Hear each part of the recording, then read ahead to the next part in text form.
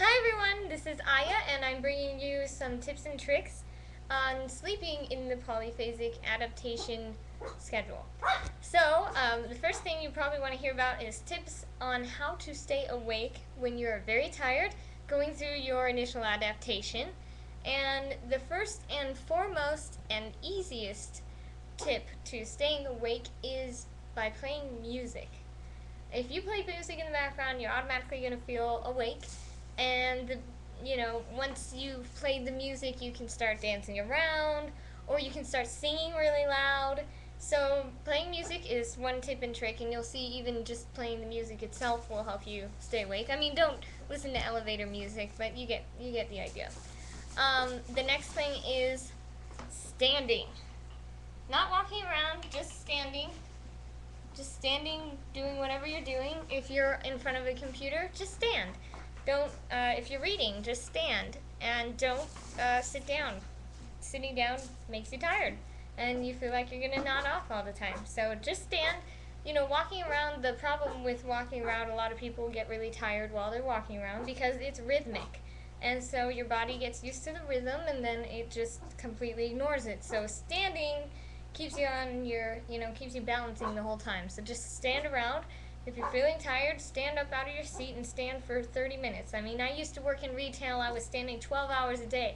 If I can do that, you can stand for 30 minutes. Another thing you can go do is go snack on something. That will give you a slight boost in energy. I mean, don't overdo it, otherwise you'll gain weight. I gained weight when I first started polyphasic sleeping, and not because I was snacking, just I guess my metabolism was completely thrown off by the fact that it had no, core area to sleep in, and I was also working out a lot, so I got tons of muscle, as you can see, compared to how I used to be. So I also gained a little bit of weight that way.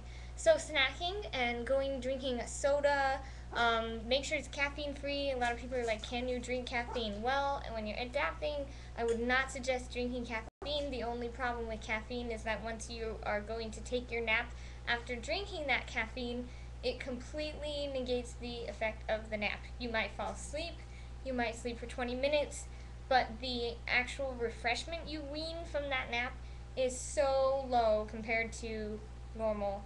And whereas you would have normally had a nice nap and it would have continued on, it's like skipping an entire nap. So I cut caffeine completely out of my schedule. I mean, completely out of my diet when I first, adapted, and then obviously every now and then I drink it now, and I drink light caffeine sometimes, throw out sometimes. But I never use it as a stabler way to stay awake. If you have to do that, well, don't do that. Oh, what are you saying over here? Just interrupting. Come here, Lupe. What are you barking at? Okay. The next thing I want to talk about. Now walking is not all bad. If you are feeling tired and you have a certain time of day that you get tired, for example, on the everyman schedule, if you go to bed at say 1:32 and you start feeling tired around 12, take a midnight walk. Make it a routine thing that you do every night. It'll help you keep track of the time better, and it will give you some routine to rely on. And then it will also help you stay awake through that initial, through that phase. So, if you're on the, she is so cute. If you're on the Uberman schedule, take a midnight walk, whenever you're feeling your most tired. But, as I said, it is rhythmic, so sometimes it doesn't help. Detriments to sleeping. Caffeine, I already went over that, so, my suggestion is to cut out caffeine, because trust me, I tried it both ways, and without caffeine is much better. I'm a big soda fanatic, so I switched from Mountain Dew to Sprite and 7 Up, because those are caffeine free, and I love soda. So another detriment to sleep is dogs. If you have a lot of noise or you have kids or something, find a quiet place to go to bed. If you have to sleep in the closet, sleep in the closet, but don't let them keep you awake and deter your body from, becoming polyphasic. As you can tell, dogs could keep you awake, and, watch out. So, and then another thing that is a detriment to sleep is lots of activity. If you're doing a lot of activity before you go to bed, You might want to take a 30-minute cool down before you go to bed. So tonight we're going out to karaoke, and it's my birthday week. That's why I'm dressed up. So it's my birthday week, and we're going out to karaoke tonight. So we'll come home 30 minutes before we go to bed and have that as a cool down time.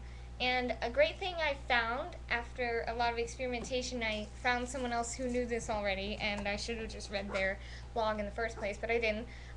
Is sometimes if you're feeling, like you can't get to bed or something, take 7 minutes before your nap and sit in your bed and read. And that will help you transition into the sleeping so much easier, and then you'll actually fall asleep. Sometimes if you're not falling asleep, that will help. Um, and let's see. So reading book before the bed, and then obviously, if you can get a place where you're not around your dogs, where they're not stepping on you, that's always a good thing too. The final thing I want to talk about real quick, and it's a little bit off topic, is somebody said that somebody else said, and I think it was the girl Doxy K. They said that Doxy K woman said that it could be that Uberman sleeping could be a cure for anxiety, like pretty much not sleeping because you're anxious. And that's not true, because I have missed so many naps. Well, not so many. I'm not going to say that I've done this 100 times, but I have missed naps because I've been feeling too excited, and what I do is I attempt to go to bed, but I can't because I'm so excited or I'm so riled up about something. Like when I saw a ghost at this place, I started thinking about, oh God, what if there's a ghost in my house?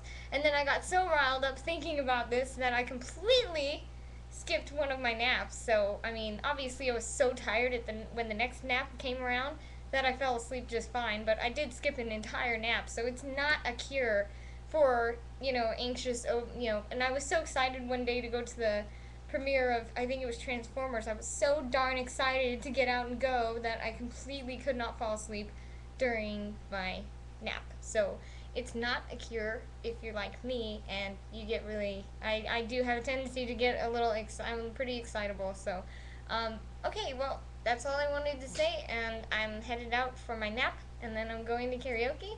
I will see you all later.